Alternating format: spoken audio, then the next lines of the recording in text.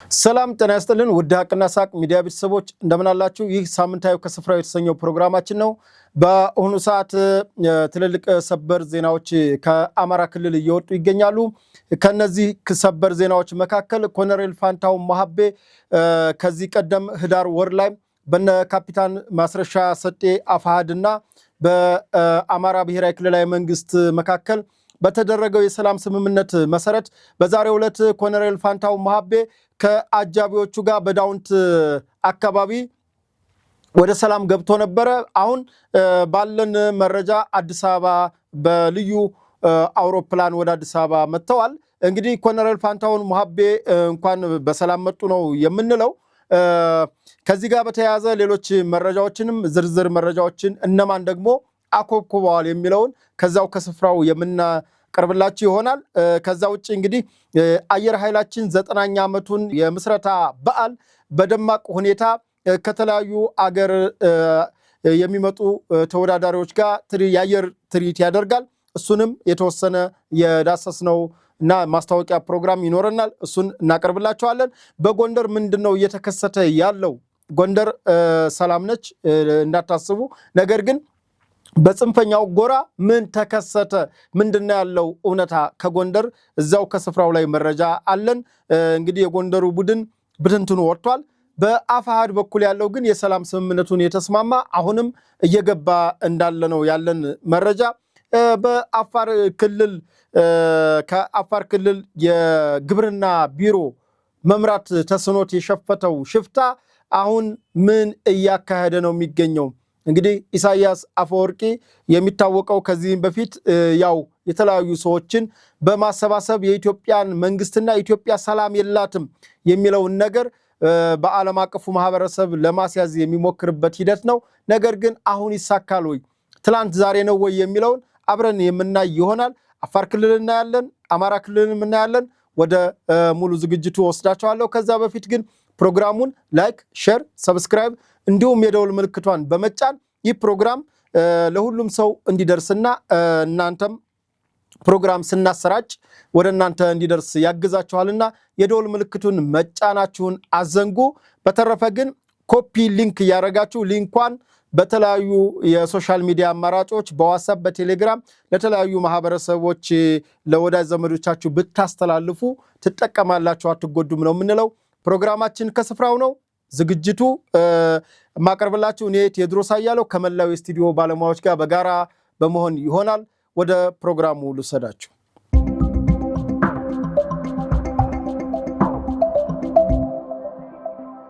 መልካም እንግዲህ ኮሎኔል ፋንታሁን ማሀቤ እንደምታስታውሱት ከዚህ በፊት የተለያዩ ነገሮችን ነግረናችኋል። አንደኛ የጽንፈኛው ጎራ የተመሰረተበት አካሄድ ስናየው ዝም ብሎ ያው እንግዲህ ከተፈጠረ በኋላ እንግዲህ አንድ ነን የሚል እንቅስቃሴ የነበራቸው በተለይ እነ ኮሎኔል ፋንታሁን የነበሩበት ቡድን ራሱን የወሎ ቤተ አማራ እዝ እና የወሎ ቤተ አማራ የሚል ወሎ ቤተ አማራ ፋኖ የሚል በነ ምሬ ወዳጆ አጠቃላይ ምሬ ዋና ፋንታሁን ምክትል የነበረውበት ሁኔታ ነው የነበረው። እንግዲህ ከአሰያየሙም ካደረጃጀቱም በራሱ ምሬን ዋና ስታደርግ ፋንታሁን ማሀቤ ኮሎኔል እንግዲህ ከዚህ በፊት በመከላከያ ሰራዊት ውስጥ በተለያዩ ደረጃዎች እንዲሁም በትጥቅ ትግል ጊዜ በኢሂድን ማለት ነው ታጋይ የነበረን ሰው አምጥተህ ምክትል አድርገህ እሱን ምሬን ዋና ስታደርግ ትግሉ የትም እንደማይደርስ የታወቀ ነበረ። ምክንያቱም ኮሎኔል ፋንታሁን ማሀቤ አሁን በተሳሳተ መንገድ ሂዶ በነበረበት ሰዓት ብቻ ሳይሆን ከዛ በፊት በነበረው ባክግራውንዱን ካየነ አንደኛ በ20ኛና በ21ኛ እዝ ላይ ማነው ክፍለ ጦር ላይ በመከላከያ ሰራዊታችን በጀግንነት የሚታወቅና ጥሩ ተጋድሎ ሲያደርግ የነበረ ነው። በኋላም እንደምታስታውሱት ምርጫ 97ን ተከትሎ በነበረው ማጭበርበር ሁኔታ ከኢህአዴጎች ጋር ቁርሾ ገብተው እንግዲህ እነ ተፈራ ማሞ ጋር በጋራ በመሆን ኢህአዴግን በመፈንቅለ መንግስት ለመጣል ትልቅ ትግል አድርገው በመጨረሻ 11ኛው ሰዓት በሚባለው ሁኔታ ተነቅቶባቸው ከሚያዝያ 2001 ዓ.ም ጀምሮ ወህኒ ቤት ወርዶ እንግዲህ ከ9 ዓመት እስራት በኋላ በለውጡ መንግስት በዶክተር አብይ አህመድ መንግስት ማለት ነው በለውጡ መንግስት እኩል ተፈተናል። ከተፈታን በኋላ በአማራ ክልል የጸጥታ ቢሮ ውስጥ ሲሰራ የነበረ በአደረጃጀት ዘርፉም የሚታወቅ በርካታ ሰዎች የሚያውቁት ነገር ግን ከጄኔራል አሳምነው በተለይ ይሄ ከሰኔ 15ቱ ግድያ በኋላ ተጠርጥሮ የታሰረ በኋላም በምህረት ተለቆ ወደ ሰላማዊ ኑሮ የተመለሰ በሰሜኑ ጦርነት ወቅት ያው የተወሰነ የጽንፈ በተወሰነ መልኩ የፋኖን ቡድን እንዲሁም መከላከያን እንዲሁ በምክር ሐሳብ ሲያግዝ የነበረ በኋላ ግን የነምሬ ወዳጆ ቡድን በተለይ የምስራቅ አማራ ፋኖ ተብሎ የሚጠራው ቡድን ያው እንግዲህ አማካሪ ሆኖ በስልጠና በተለያየ አካባቢዎች እየተገኘ ሲሰራ እንደነበረ ይታወቃል። ከዛም እንግዲህ የአማራ ክልል የህግ ማስከበር ሲባል እዚህ ላይ ነው የኮሎኔል ፋንታሁን ስህተት የሚመጣው። የህግ ማስከበር ሲባል ከዚህ ቡድን ጋር አብሮ ወደ ጫካ የገባ ሲሆን ከጫካ ከገባ በኋላ እንግዲህ እሱ ምክትል ምሬን ሊቀመንበር አድርጎ አንድ ሲንቀሳቀሱ ነበር። ከዛም በገንዘብ በጥቅማ ጥቅም ተለያዩ። በጥቅማ ጥቅም ከተለያዩም በኋላ ኮሎኔል ፋንታሁን እነ ድርሳን አንድ ሆኑ። ልጅ ኢያሱ የተለያየ የሚል ኮር መስርተናንም በሚል አንድ ሆኑ። እነ ምሬና እነ ሄኖክ አዲሴና እነ አበበ ፈንታው ደግሞ በአንድ ጎራ ሆነው አካባቢው ላይ እንቅስቃሴ ማድረግ ጀመሩ። ከዛ እንግዲህ ከሚያዝያ 25 ቀን 2015 ዓ.ም ጀምሮ በአማራ ክልል ያው መልሶ ማደራጀት የተባለውን አማራን ልዩ ኃይልን ሊያፈርስ ነው በሚል መንግስት በተሳሳተ አጀንዳ ውስጥ ገቡ። ከዚህ በኋላ እነሱ አስበውት የነበረው በ3 ሳምንት የአማራ ክልልንም የፌዴራል መንግስትንም ስልጣን እንቆጣጠራለን መንግስት እንሆናለን የሚል ትግል ውስጥ እንደገቡ ይታወቃል። ትግል ብለው የገቡት ነገር ግን የማይወጡበት አረንቋ ሆኖ የማይወጡበት እልቂት ሆኖ የአማራ ክልል ህዝብ ከድጡ ወደ ማጡ ያስገባ እነሱ ባሰቡትና በተነተኑት ሳይሆን ባላሰቡት መንገድ ነገርየው ተበለሻሽቶ እንደውም እርስ በርስ የተገዳደሉበት እርስ በርስ የተጠፋፉበት መከራቸው የጸናበት እንደውም ህዝቡን ከነበረበት ማህበራዊ ኢኮኖሚያዊ ስነልቦናዊ ሁኔታ እጅግ ያሽመደመደ ህዝቡን እጅግ ያዋረደ ተግባር ተፈጽሟል። ይህን ተግባር ለመታገል በመንግስት ህግ ማስከበር በፖለቲከኞች የሰላም እንቅስቃሴ ብዙ ነገሮች ሲለፋ ኑሯል። በሰላምን ተደራድረው እንዲመጡ በሰላም ንግግር እንዲመጡ ተሞክሯል። ግን ፍሬ ሊያፈራ አልቻለም። ምክንያቱም ፍላጎታቸው ብዙ ነው፣ አዛዣቸው ብዙ ነው። የተለያየ ማለት አንዱ ለአንዱ አይታዘዝም። በቃ የማይቆጣጠሩት ሆነ። መጨረሻ ላይ ግን ከሁለት ተከፈሉ። ከሁለት ሲከፈሉ የነ ኮሎኔል ፋንታሁን ለብቻ የነ ምሬ ለብቻ፣ የነ ዘመነ ለብቻ፣ የነ ማስረሻ ለብቻ፣ የሀብቴ ለብቻ፣ የደረጀ ለብቻ፣ የአሰግድ እስከተያዘ ድረስ ያሰግድ ለብቻ፣ የመከታው ለብቻ። በኋላ ካሰግድ የወጣው የኢንጂነር ደሳለኝ ሲያስብ ሸዋ አብረው ነበሩ ከመከታው ጋር አፈንግጦ የአሰግድ ሲመራ የነበረውን ቡድን መምራት ጀመረ። አሁን ሸዋ ላይ 2 አለ፣ ወሎ ላይ 2 አለ፣ ጎንደር ላይ 2 አለ፣ ጎጃም ላይ 2 አለ። አሁን ይሄ 2 ቡድን የነበረው አንደኛው ክፋይ ያው ማለት የተከፋፈሉትን በኋላ አፋሃድ የሚባለው አሁን ከመንግስት ጋር የተደራደረው ድርጅት የዛኔ አፋሃድ ለመመስረት በተደረገው ጥረት ዘመነ ካሴ ሊቀመንበር ካላረጋችሁኝ ብሎ አፈንግጦ ወጥቶ ነው በምርጫ ማለት ነው። ምርጫ የተደረገው ከዚህ በፊትም ከሐቅና ሳቅ ስቱዲዮ ጋብዘን የአፋሃድ ከፍተኛ አመራር ነግሯቸዋል። በስልክ ነበረ፣ ግልጽ ነው ማቅረብ የሚቻል ነገር ስለሆነ በስልክ ነው ምርጫ የተደረገው። እነ ማርሸት የማይመቻቸውና ዘመነ የማይመረስ ሲሆን ምርጫውን አፍርሰውታል፣ አፋሃድን ማለት ነው። ከዛ ከአፋሃድ ወጥተው አኩርፈው በየአካባቢያቸው ሆነው እያለ አፋሃድን እነ እስክንድር መሪ ሆነው እነ እስክንድር ነጋ ማለት ነው ኮሎኔል ፋንታሁን አሁን የገባው ማለት ነው። ኮሎኔል ፋንታሁን በነገራችን ላይ የአፋሃድ ከፍተኛ አመራር ሲሆን አፋሃድ ምክትል ሊቀመንበር፣ ምክትል ሰብሳቢ እንዲሁም ደግሞ የአፋሃድ የጦር አዛዥ ነው። ኮሎኔል ፋንታሁን ቀላል ስልጣን አይደለም የነበረው በነበረበት ቦታ። እንግዲህ በዚህ ሁኔታ የድርጅት ስትራክቸር ያላቸው መደራደሪያም ነጥብ ሲያቀርቡት የነበረው ጫካው ነው። እኔ እዛው ከስፍራው ሁኜ ስነግራችሁ እንደነበረው አንዱ ድርጅት ስትራክቸር አላቸው ብዬ ስነግራቸው የነበረው ይሄው አፋሃድ ነበር። አፋሃድ መደራደሪያ አቀረበ፣ 8 ነጥቦችን አቀረበ። በዛ መሰረት አማራ ክልል ጋር ተነጋግሮ በነዛ 8 ነጥቦች ተስማምተው አሁንም እነ ኮሎኔል ፋንታሁን መሻሻል አለባቸው ብለው ባመኗቸው ነገሮች ተግባብተው ተስማምተው መጥተዋል። ይሄ ነው እንግዲህ ያፋሃድ። አፋባሃ የሚባለው ግን ሁሉም ሳቀባቸው፣ ሁሉም በተለይ ውጭ ያለው ዲያስፖራው የሚደግፋቸውም ሁሉም ሲስቅባቸው መጨረሻ ላይ ተሳቀብን ብለው ቋራ ያሉት እዛ ሱዳን ጠረፍ ሂደው 13 ያለ ሀገር 13 ሊቀመንበር ያለው 13 ከድርጅቱ 3 ወሰዱና አንድ ብቸኛ የቀድሞ ጄኔራል ተፈራ ማሞን ማለት ነው። እሱንም ዘመን አሁንም እኔ ነኝ ሰብሳቢ ሲል አይ አንተ አትሆንም ብለው እነ ሀብቴም ከወሎ የሚሄዱት እነ ምሬም ከነደሳለኝ ከሸዋ ስለሄዱት ያው መጀመሪያም ሊመርጡ የሚችለው እሱን ተፈራን ስለነበረ ተፈራ ሊቀመንበራት በቃም ብሎ ዘመነ ከለከለው። በዛ ጸብ ሲነሳ ተፈራም አልሄደም፣ መንገዱ ሩቅ ስለነበረ ከሸዋ አልወጣም ነበረ። ያው በዛ ሳይስማሙ ቀርተው ሌላው ያቀረቧቸው በተለይ ይሄ ወታደራዊ አዛዥ የፋይናንስ ምናምን የሚለውን በሙሉ እነ ዘመነኛን እንውሰድ እና አስረስኛን እንውሰድ ሲሉ አይሆንም ተብሎ በዛ ተፋርሰው 13 ሴንትራል ኮማንድ እያሉ ራሳቸውን እየሸወዱ 13 ሊቀመንበር ያለው 13 መሪ እንግዲህ ተመሪውን ማን እንደሆነ አይታወቅም 13 መሪ ያለው ድርጅት ሎጎ እና ስያሜ ፈጥረው መጡ። ከዛ በኋላ እንግዲህ ድርድር ሲባሉ የምን ድርድር የምን መንግርግር እያሉ የአማራን ህዝብ ስቃይ እያበዙ እስካሁን ድረስ መቆየታቸው ይታወቃል። በሰላም ስምምነት የመጣቸው አካላት እጅግ እናከብራቸዋለን፣ እንወዳቸዋለን። በተለይ ኮሎኔል ፋንታሁን መሐቤ በዚህ ሰዓት እንደው እንደግልም ነፍስህን ብዙ እንግዲህ የምናውቃቸው በተለይ በእስር ቤት በርካታ ነገሮችን አሳልፈናል፣ ብዙ መከራዎች አልፈውብሃል። እነዛን ነገሮች ሁሉ አስበን በአሁኑ ሰዓት በሰላም በመምጣት እንኳን ደስ አለህ ማለት እንኳን ነፍስ ተረፈ ማለት እፈልጋለሁ። ከዛ በተረፈ ግን አሁንም በስምምነቱ ውጭ ከስምምነቱ ውጭ ማለትም ከአፋሃድ ውጭ አፋባሃ በሚባለው መዋቅር ማለት ነው እየፈረሱ እየመጡ ነው። ከጎጃም እያያችሁት ነው። ከወሎም አለ ትንሽ ከወሎ ላይ የተበላሸች የሰሞኑ ጉዳይ አለ። እሱም በሌላ ጊዜ በደንብ አድርጌ እነግራችኋለሁ። በደንብ ራሳቸው አንድደውታል፣ ራሳቸው እየሞቁት ነው። ችግር የለውም። ለሁሉም ማን ነው ጥፋተኛ የሚለውን ወደፊት ገፍቶ ስለሚመጣ እዛው ላይ ያለ ችግር ስለሆነ ምክንያቱም ይሄ ቡድን ከማንም አቅም በልጦ አይደለም፣ ከማንም በልጦ አይደለም። ችግሩ ያለው አንድ ቦታ ላይ ነው። እሱም ታውቋል፣ እሱ ይስተካከላል።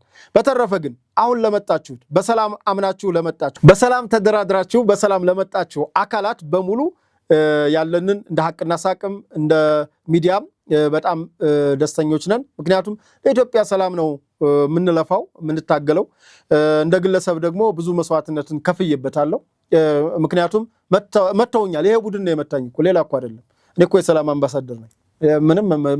ምንም የኔን ያክል ዋጋ የከፈለ አመራር የለም አማራ ክልል ላይ። በግልጽ መናገር የምችለው ነገር አማራ ክልል ላይ በእኔ ልክ ተመቶ ወይ ወደ በቀል ይገባል ወይ ወደ ሆነ ነገር ይገባል እንጂ በሰላም ነው እያለ ለሰላም አይዘምርም። ግን ዝሮ ዝሮ የሚፈለገው ሰላም ስለሆነ ሰላም እንዲመጣ ስለሆነ እየታገልን ያለ ነው። ደማችንን ማፍሰሰን አጥንታችንንም ከስክሰን ሰላም እንዲረጋገጥ እንፈልጋለን። በተረፈ ጀግና ኢትዮጵያ መከላከያ ሰራዊታችን የአማራ ጥምር ጦር አማራ ጥምር ጦር አድማ መከላከሉ፣ ሚኒሻው፣ ፖሊሱ፣ የሰላም አስከባሪ ዘቡ አመራሩ ሐቀኛው አመራር በጣም ለዚህ ላበረከታችሁት አስተዋጽኦ እጅግ ክብር አለን። እንግዲህ ሌሎቻችሁ ምኑ ነው ድርድር ላይ ያኮበኮበ ያለ አካል አለ። እነ ኮሎኔል መተዋል፣ እናመሰግናለን። ግን ያኮበኮባቸው ያላቸው አካላት የተሽኮረመማቸው ያላቸው አካላት ከህዝቡ እልቂት አይበልጥም፣ ከህዝቡ ችግር አይበልጥም። በአይናችሁ ሄዳችሁ አይታችሁታል። ሸኔ ያረጋው ካላችሁት ኦነግ አደረገው ካላችሁት በላይ አማራ ክልል ላይ ይሄ ታጣቂ ቡድን ሲፈጽመው አይታችኋል። ራሳችሁ ሲፈጽሙት አይታችኋል። ወይም ህሌናችሁ እየደማ እየቆሰለ በቅርቡ እንደገባው እንደ ጋዜጠኛ ኤልያስ ማለት ነው። በቃ ህሌናችሁ እየደማ ከምትቀመጡ አማራጩ እንግዲህ ከኮሎኔል ፋንታሁን መሐቤ በላይ በአማራ ክልል በነበረው እንቅስቃሴ የሱን ያክልም ማንም የለም። ዝም ብላችሁ ግቡ። ህዝቡ አይቸገር። ህዝቡ ከዚህ በላይ ችግርን መሸከም የሚችል አቅም የለውም። ዝም ብላችሁ ለሰላም ግቡ፣ ወደ ሰላም ብትመጡ ታተርፋላችሁ እንጂ አትጎዱም። በተረፈ እነ ኮሎኔል 8 ነጥቦች ከዚህ በፊትም አቅርበነዋል። 8 ነጥቦች ተስማምተዋል። እነዛ 8 ነጥቦች ተግባራዊ እንዲሆን የቅድሚያ ግን አሁንም ታጣቂዎች የሚሰበሰቡበት ካምፕ የበለጠ በሁሉም ወረዳዎች በዞን ደረጃ እየተከፈተ እንዳለ መረጃው አለኝ። ነገር ግን በሁሉም ወረዳዎች የቅርብ ማጠራቀሚያ ጣቢያዎች ተዘጋጅቶ የሚመጡ ከጫካ የሚወጡ ታጣቂዎች ወደዛ ካምፕ እንዲገቡ ሌላ መስፈርት የማክበር ነገር አለ። እሱንም በቀጣይ ሳምንት ወይም በሮቡ ከአበበች ጋር ባለን ፕሮግራም እናቀርበዋለን። መስፈርቶችን የማክበድ ነገር አሁን እየሰማናቸው ያሉ መረጃዎች አሉ። እነዛ መስፈርቶች ባይከብዱ፣ ምክንያቱም ታጣቂን ከጫካ ልናወጣ ካልነ በሁሉም ነገር ለምነን አባብለን ልናወጣ ይገባል እንጂ መስፈርት እያከበርክ እዚህ ጋር እንዲህ ነው እያልክ ቢሮክራሲ እየሰራ የሚመጣ ለውጥ ስለሌለ ቢሮ ላይ ያላችሁ ሰዎች መስፈርት አታክብዱ ነው የምንለው። በዛሬው ዕለት እንግዲህ ኮሎኔል ፋንታሁን ሞሀቤ ማለትም ጥር 4 ቀን 2018 ዓ.ም በዳውንት ወረዳ በሰላም መግባቱን ነግረናችኋል። ሌሎች መረጃዎቻችንን ተከታተሉን። ወደ ሌሎች መረጃዎች ልውሰዳችሁ።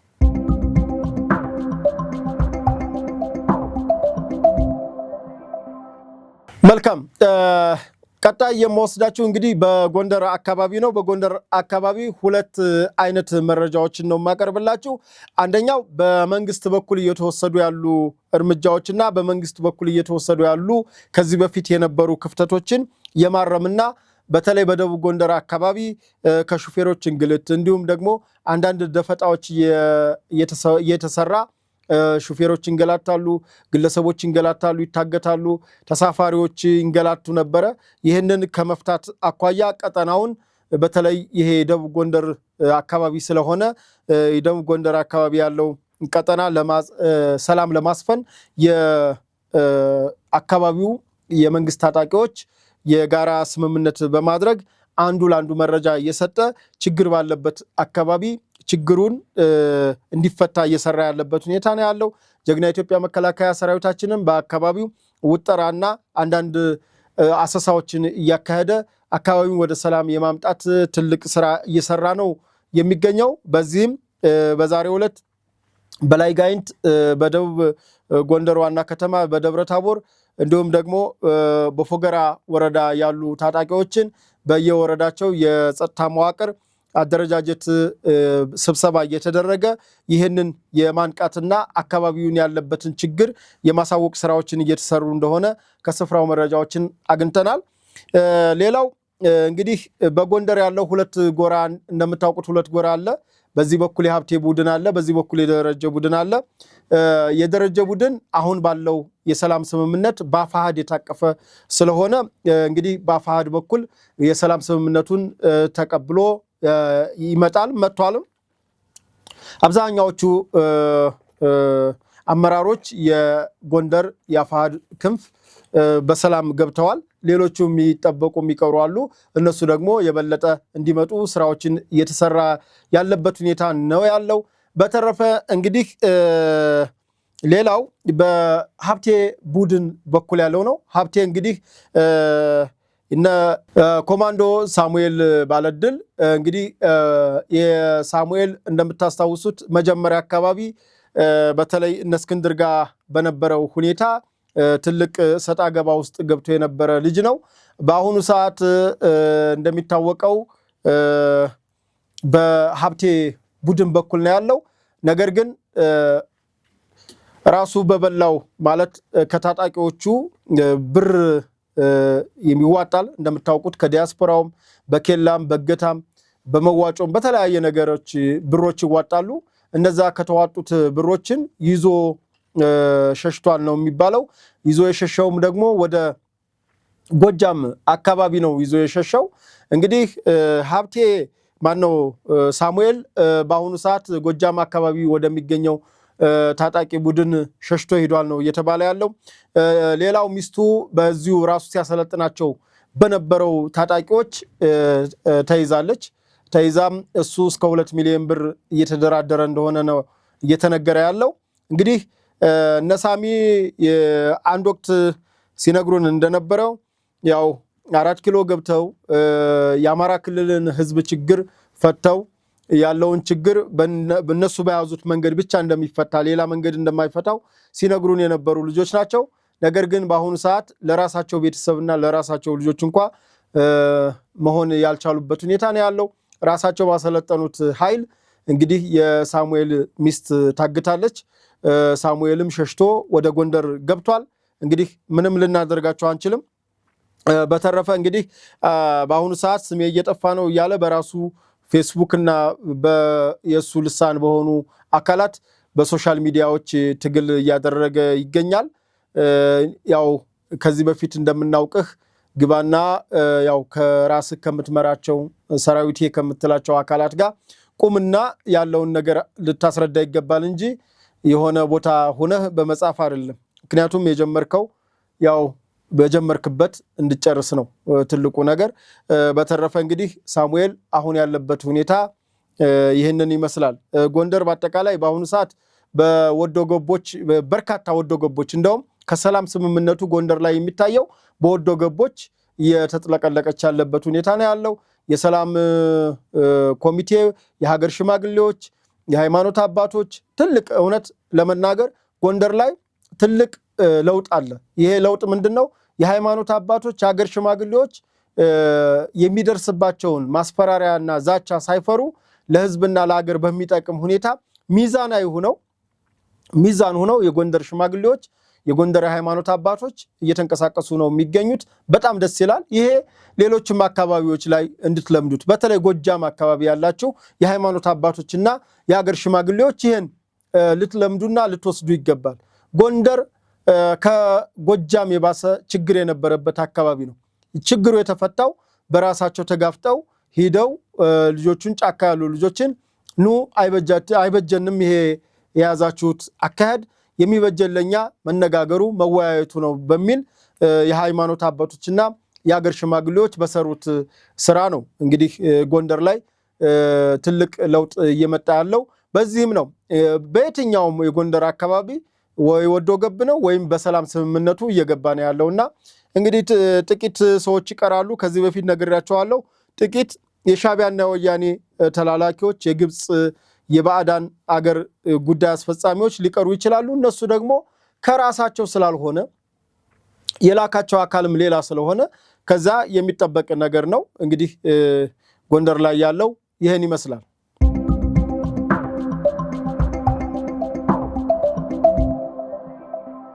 በቀጣይነት ወደ ጎጃም አካባቢ ነው የምወስዳችሁ። ወደ ጎጃም አካባቢ ስንሄድ በህዝባዊ ውይይቱ የተገኘው ድል በጣም ከፍተኛ ነው።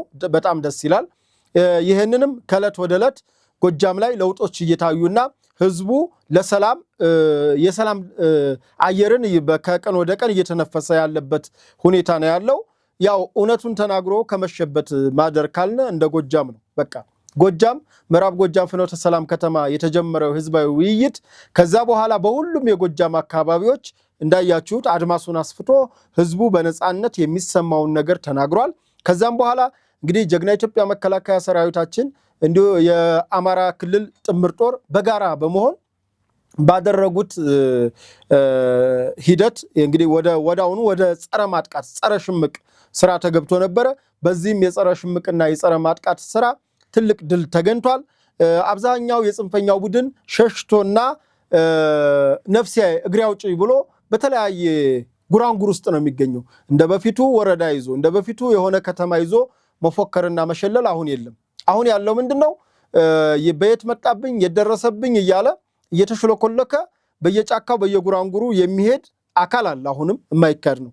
ነገር ግን እንደ ከዚህ በፊቱ እየወጡ ይህን ከተማ ይዘናል እንትናን አደባየ ነው የሚል ዜና አሁን የለም። አሁን አደባየ ነው ሳይሆን በየት እናምልጥ በየት እንሽሽ የሚል ጎጃም ላይ አለ። ለዚህ ደግሞ ህብረተሰቡ ለዚህ ጽንፈኛ ቡድን መታዘዝ ማቆሙ ነው። ምክንያቱም የሆነ ነገር ተሸፍኖበት ነበር፣ ተገለጠለት። እውነት ወጣ።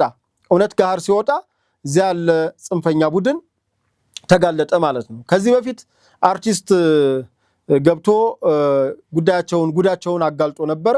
አሁን ሰሞኑን ጋዜጠኛ ኤልያስ እና አሻራ ሚዲያ ማለት ነው ተመልሰዋል። እነሱ በመመለሳቸው እኔ የገረመኝ የቤተልሔም ቅዳሜ ገበያ መንጫጫት ነው። አንደኛ ጉዳዩን ታውቀዋለች። ራሷ እኮ ሲመጣበት አንዳንዴ እንደዚህ ኮነ ብላ ትናገራለች። ግን አሁን የዚህ የጋዜጠኛ ኤልያስ ወደ ሰላም መመለስ አብዛኛውን የጎጃም አካባቢን ችግር እንደሚያወጣው እንደሚያጋልጠው፣ ምክንያቱም ከዚህ በፊት ህብረተሰቡ ሲናገር ውሸት ነው የብልጽግና ሰዎች ናቸው፣ እንደውም አንዳንድ ቦታዎች ላይ አፈና የተናገሩ ሰዎችን አፈና በማድረግ በመውሰድ ይህም ብላችኋል እያሉ ሰዎችን በማንገላታት፣ ምክንያቱም ህብረተሰቡ ለህብረተሰብ ከሆነ የምንታገለው ህብረተሰቡ እውነትን ሲያጋልጥና ከእውነት ጋር ፍለፊት ሲመጣ ልንወደው ይገባል እንጂ ድሮ እኔ የማውቀው የተቃዋሚ ሐሳብ ሲናገር ገዢው ያፍናል። አሁን ደግሞ ገዢው መንግስት ተናገሩ ይላል፣ ተጨቆናቸዋል ይላል። እንደገና ነፃ እናወጣለን የሚሉ ተቃዋሚዎች ህዝቡን ያፍናሉ። ተቃራኒ ነው። በነገራችን ላይ እንግዲህ ለዚህ ምንም አናደርግም። ያው አንዳንዴ ምርጫው ነው ይበለው የምትለው አይነት ነገር ነው። ምክንያቱም ከዚህ በፊት ስንናገር ነበር። ከዛሬ 3 ዓመት በፊት እያንዳንዱ የተነሳው ነገር የተነሳው አጀንዳ በሙሉ በሰላማዊ ውይይት በሰላማዊ ንግግር ከመንግስት ጋር በመነጋገር የሚፈታ ከእንደገና አንዳንዶቹ ያልተባሉ ጥራዝ ነጠቅ የሆኑ ንግግሮች፣ ለምሳሌ ትጥቅ ፍቱ ተብለሃል፣ አማራ ትጥቁን ሊፈታ ነው፣ ወደ አዲስ አበባ እንዳገቡ ተብለናል፣ ከአዲስ አበባ ዙሪያ ተፈናቀልን። አሁን አንዳንድ ችግር የለም አይደለም፣ ግን እነዛ ችግሮች ከምን አንግል ነው የመጡት ብሎ ነገሩን መመርመር፣ ወይም ልጆቹ በሚያስተጋቡት ልክ ችግሩ ውስጥ ተጋኑ ነበር ወይ? ችግሩ ሊኖር ይችላል አንዳንድ ቦታ ላይ፣ ለምሳሌ መፈናቀል የማይካር ነው፣ አንዳንድ ግጭቶች የማይካር ነው። እነዛ ግጭቶች በምን ተከሰቱ? እውነት ፈጣሪያቸውስ መንግስት ነበር ወይ? እኔ እስከማውቀው ድረስ መንግስት አንድ ሀገርን እያስተዳደረ በራሱ የሚያስተዳድረው ሀገር እንዲቀውስ አይፈልግም። ቢያንስ የተረጋጋ መንግስታዊ መዋቅር እንዲኖር፣ የተረጋጋ የሰላም እንቅስቃሴ እንዲኖር ይፈልጋል። ነገር ግን በተለያዩ በእጃዙር በሚሰሩ አካላት መዋቅር ውስጥ ሁሉ ገብተው ችግር ሲፈጥሩ የነበሩ አካላት እንደነበሩ መንግስት ራሱ እየተናገረ ነው። በነገራችን ላይ በፖለቲካ እስረኛ ምናምን እንላለን አይደል? በማሰር ብልጽግና የራሱን ሰዎች እንደው በታሪክ ብናይ እስኪ እንመርምር። አሁን ብልጽግና ነው ብዬ እኔም አላደማድምም፣ ግን የብልጽግናን ያክል የራሱን ሰዎች ያሰራ መንግስት አለ ወይ? በኢትዮጵያ መንግስት ማለት ነው። በኢትዮጵያ ስርወ መንግስት ታሪክ የብልጽግናን ያክል በራሱ በመዋቅሬ ውስጥ ችግር አለ ብሎ ያሰረ ወይም ከስልጣን ያገደ አለ ወይ? ካለም እስኪ አምጡ። ግን እኔ እስከማውቀው ድረስ በማውቀው ታሪክ ብልጽግና አንደኛ ነው። ምክንያቱም ከወረዳ ከቀበሌ ጀምሮ ያለውን መዋቅር ሪፎርም እየሰራ በሪፎርሙ አልገባ ያሉ እና እላፊ የሚሄዱ አካላትን የራሱን አመራሮች በማሰርና ህግን በማስከበር ደረጃ የብልጽግና ፓርቲን ወይም የብልጽግና መንግስትን ያክል ያለ አይመስለኝም። ይህን ስል ፓርቲ ደግፌ መንግስትን ብዬ ሳይሆን ያለው ነገር እውነታው ይሄ ስለሆነ ነው። እንመርምር። ከዛ ውጭ ግን በጭፍን ጥላቻ ግጭት ውስጥ አስገቡ። ከዛ በኋላ ከገባ በኋላ እንግዲህ መግቢያው ዘሎ ጥልቅ መውጫው ጭንቅ የሚሆን ነገር አለ። አሁን አማራ ክልል የተፈጠረው ነገር ይሄ ነው። ሲገቡበት ቀላል ነው፣ ለመውጣት ግን በጣም ውስብስብና በጣም ከባድ ሆኗል። ይሄ ከባድ ደሞና ውስብስብ እንዲሆን ያደረገው ማን ነው? ራሱ ጽንፈኛው ነው። አሁን ይቺው ቤተልሔም ይሄንን ጋዜጠኛ ኤልያስን ትጠይቀዋለች። ስትጠይቀው እሱ በአማናዊ ነው የሚመልስላት፣ እሷ ግን አንሸዋራ ነው ነገሮችን የምታይበት። ቢያንስ ለመረዳት እንኳ የለችም። እንግዲህ ጎጃም መሬት ምን እንደሚፈጸም ምን እንደተፈጠረ ምን እየተካሄደ እንደሆነ የምታውቀው ነገር የላትም። የሚነግሯት ራሳቸው እሷ የምታመልካቸው እነዘመነ ናቸው፣ እነ ማርሸት እናስረስ ናቸው። ሌላም ሊነግራት የሚችል አካል የለም። ይሄ ልጅ ቢያንስ ወጣ። እንግዲህ በጎጃምነት ወይም በአማራነት የሚሉ በጎጃምነት እኩል ነው ለሷ፣ የጋራ የተለየ ዝምድና የላትም። ይሄ ልጅ ምንድን ነው ብላ ማዳመጥ ነው ወይስ እሱን ጀጅ ማድረግ ነው የሚቀለው? እና ዝሮ ጎጃም ላይ ምንድነው የተፈጠረው ለምትሉት ጋዜጠኛ ኤልያስና ከዚህ በፊት ገብሸት መሰለኝ ድምፃዊ የነሱ አርቲስት የነበረ አሁን ወደ ሰላም የመጣ ቅድምም እያየሁት ነበረ። ለሴት ስንት እንደሚወጣ ለመጠጥ ስንት እንደሚወጣ ትግል የሚባለው ነገር ቀልድ እንደሆነ የተለያዩ ሰዎች እየታገቱ መምህራን እየተገደሉ ሲቪል አመራር እየተገደሉ አምቡላንስን ለጦር መሳሪያ ለጦር መንቀሳቀሻ ያደረጉ ወላዶች እየተንገላቱ እንደሆነ ከገብሸት ከጋዜጠኛ ኤልያስ በላይ ቤተልሔም አታውቂም። ስለዚህ የሚሻለው ምንድነው? ጎጃም ያለውን አካል እንመን ወይስ አሜሪካ ቁጭ ብላችሁ እያታገላችሁ ያላችሁ ማለት በአየር እያታገላችሁ አየር እያያዛችሁ የዶላር ትግል የያዛችሁትን እንመን? መሬት ላይ ያሉ ታጋዎች መሬት ላይ ያሉት ለትግል ብለው ገባን ያሉ አካላት እንግዲህ ትግሉ ትግል አይደለም፣ ትግሉ ውንብድና ነው፣ ትግሉ ዘረፋ ነው፣ ትግል ብለን የገባነው ነገር የአማራን ህዝብ የሚያሰቃይ ነው እያሉሽ ነው ከሰማችሁ ሌሎቻችሁም። በአጠቃላይ ግን በጎጃም ከፍተኛ ድንጋጤ ተፈጥሯል፣ ከፍተኛ መከፋፈል ተፈጥሯል። ከዚህ በፊት ነግሬያችኋለሁ። እኔ እዚህ ዋሽቼ ማድርበት ነገር የለም። ያለውን ነገር እውነታውን ነው የምናቀርበው። እውነታውን ስናቀርብላችሁ ጎጃም በአሁኑ ሰዓት ከፍተኛ የሆነ መደናገጥ ተፈጥሯል። ሌላው በእነዚያ 3 ሴት ልጃገረዶች ግድያ በደብረ ኤልያሱ ምክንያት እንዲሁ ጎጃም ላይ ከፍተኛ የሆነ በዚህ በጽንፈኛው ቡድን ላይ ትልቅ የሆነ ፖለቲካ ኪሳራ እንደደረሰብን ነው ከስፍራው ያለን መረጃ። በተረፈ እንግዲህ ሌሎች መረጃዎችን ደግሞ እናቀርባለን።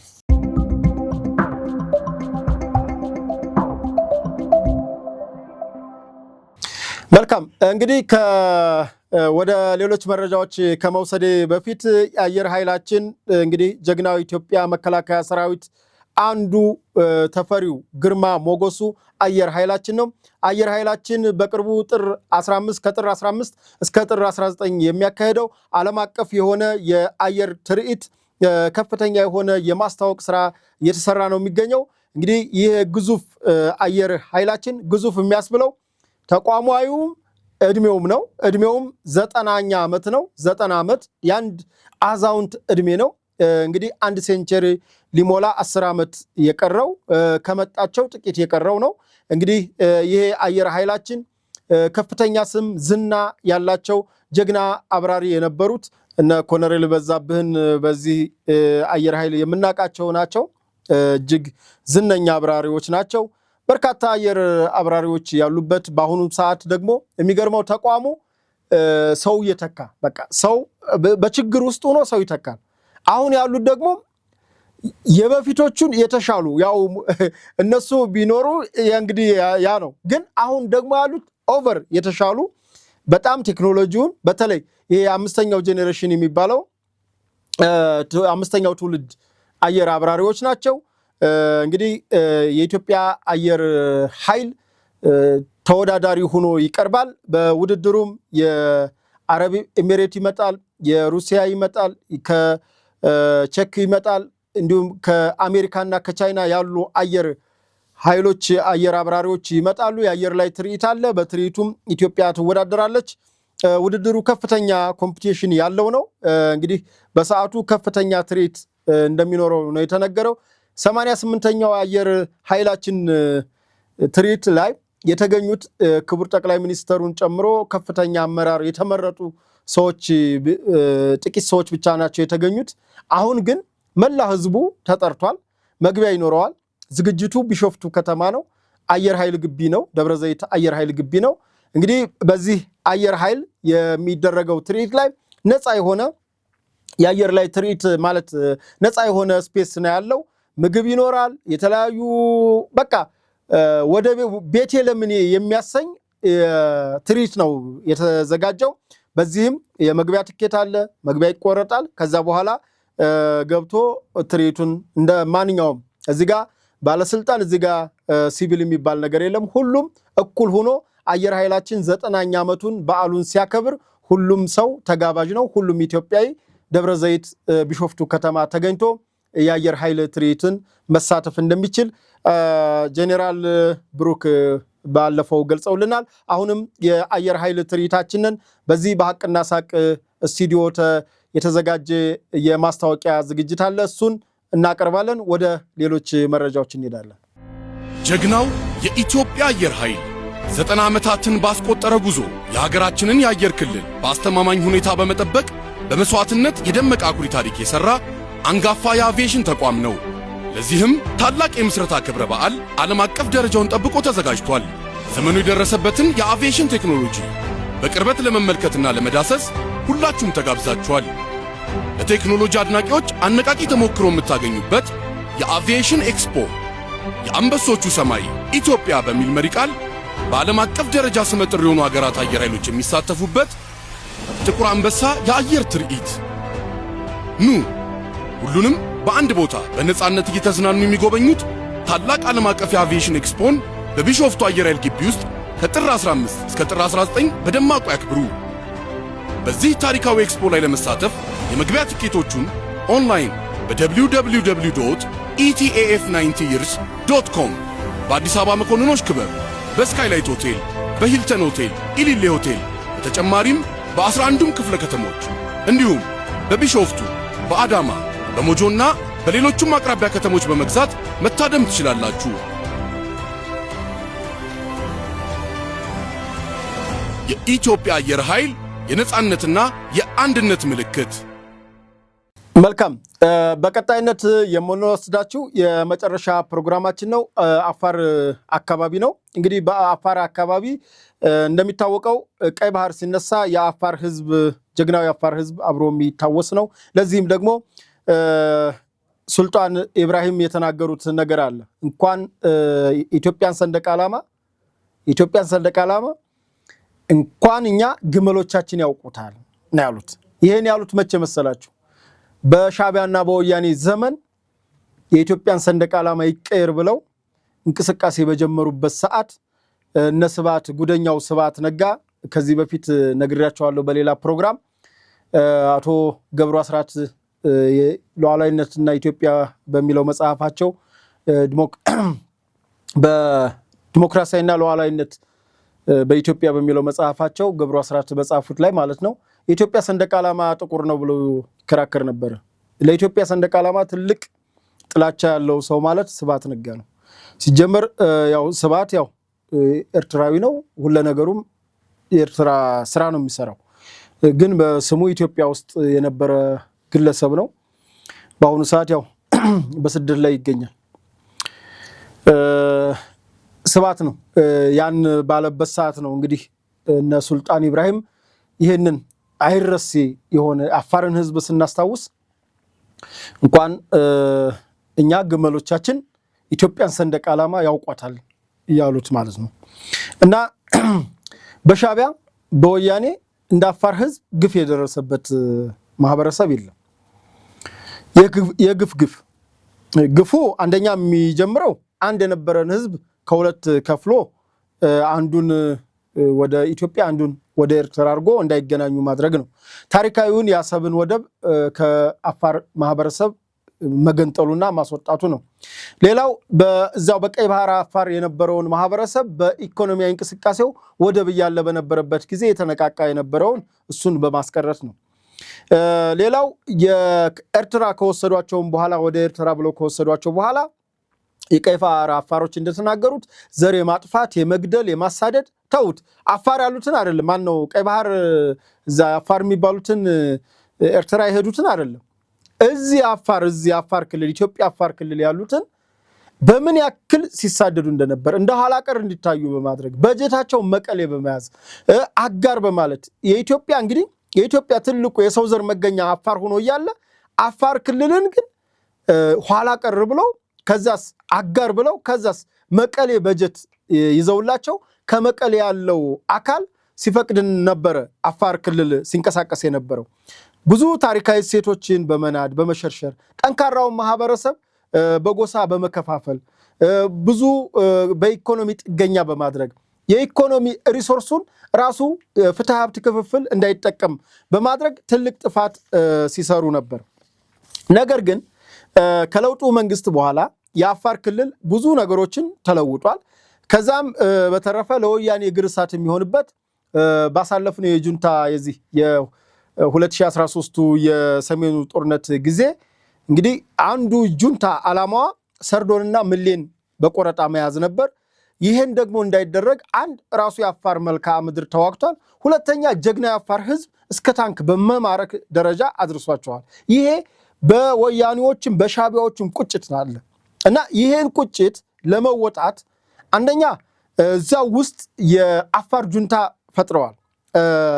በወቅቱ በኢህአዴግ በለውጡ በነበረው ሀጂ ስዩም በሚባለው ቀድሞ የአፋር ክልል ፕሬዝዳንት እሱን ወደ ትግራይ በመውሰድ ምክንያቱም እንደነገርኳችሁ በጀቱም ሁሉም ባንኩም እዛ የአፋር ክልል መቀሌ ስለነበር አታለው ወደ መቀሌ በመውሰድና ዓላማ በማስያዝ አፋር ክልልን ለማቀወስ የመሞከር ነገር ሰርተው ነበር።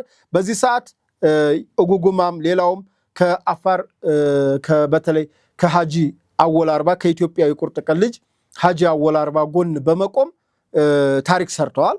ያ ታሪክ እንግዲህ በወርቃማ የመዝገብ ተመዝግቦ ያለ ሁሌም የሰሜኑ ጦርነት ሲታሰብ ጀግና የአፋርን ህዝብ አለማሰብ ትንሽ ይከብዳል እና ይሄንን ጀግና ህዝብ ለመከፋፈል ሌላ የተጠቀሙበት የአፋር ብሔራዊ ክልላዊ መንግስት የግብርና ቢሮ ኃላፊ የነበረውን ሀጂ ኢብራሂምን መውሰድ ነው። ሀጂ ኢብራሂም በመጀመሪያ የክልሉ የግብርና ቢሮ ኃላፊ ሆኖ የቆላና መስኖ ሆኖ እየሰራ የነበረ ሰውዬ ነው።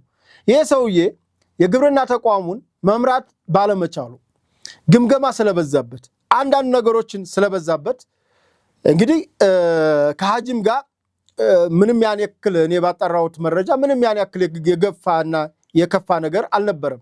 ግን ውስጡ ላይ ድክመትና መንፈስ ቅናት ስለነበረ ያን የተወሰኑ ኃይሎችን አሰባስቦ ወደ ኤርትራ ኮብልሏል።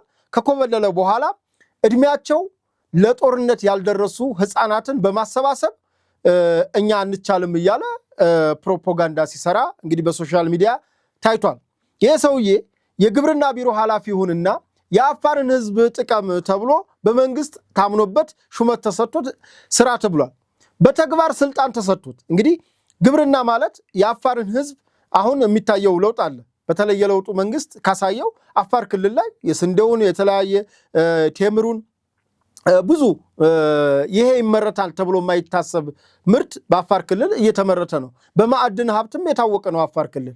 ይህንን ምራ ተብሎ ይህን መምራት ያልቻለ ሰውዬ አሁን ኤርትራ ገብቶ ተቃዋሚ ነኝ ብሎ በተቃዋሚ ስም ሰላማዊውን እንቅስቃሴ ያለበትን የአፋርን ክልል ለማወክ ትልቅ እንቅስቃሴ እያደረገ ያለ ግለሰብ ነው። ነገር ግን ይሄ ሰውዬ በጦር ወንጀል የሚያስጠይቅ በተለይ እድሜያቸው ህፃናት የሆኑ ልጆችን በዚህ በጦርነት ለማሳተፍ ትልቅ እንቅስቃሴ እያደረገ ነው የሚገኘው።